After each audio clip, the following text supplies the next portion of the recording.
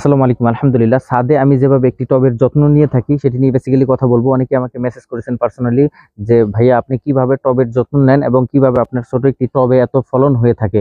So basically সেটি নিয়ে আজকে কথা বলবো। পূর্বেও আমি বহুবার বলেছি আপনি যদি একটি গাছের সঠিক পরিচর্যা এবং পরিশ্রম করেন সেক্ষেত্রে অবশ্যই ওই গাছ থেকে ভালো ফলন পাবেন।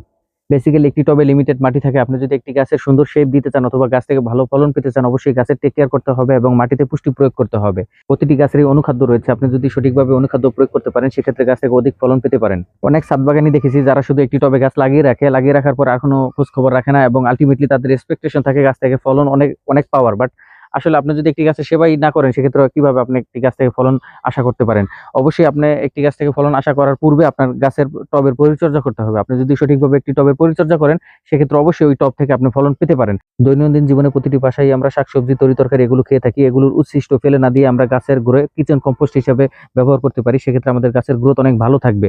প্রথমে আমি গাছের গোড়ায় 4 ইঞ্চি গর্ত করে নিয়েছি।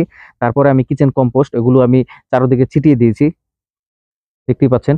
তার উপরে আবার মাটি দিয়ে দিয়েছি যাতে চাপা চাপা দিয়ে দিয়েছি যাতে এগুলো খুব ভালোভাবে এটার জার্মিনেশন হয়। এভাবেই কন্টিনিউয়াসলি একটি গাছের পরিচর্যা করে থাকি আমি। দেখতেই পাচ্ছেন। সুন্দরভাবে এটিকে খুঁড়ে দিচ্ছি আলতো করে যাতে এটার ভিতরে বায়ু সুন্দরভাবে পাস করতে পারে। অবশ্যই আপডেট অন্য কোনো ভিডিও নিয়ে আবার দেখা হবে আপনাদের সাথে। আসসালামু আলাইকুম।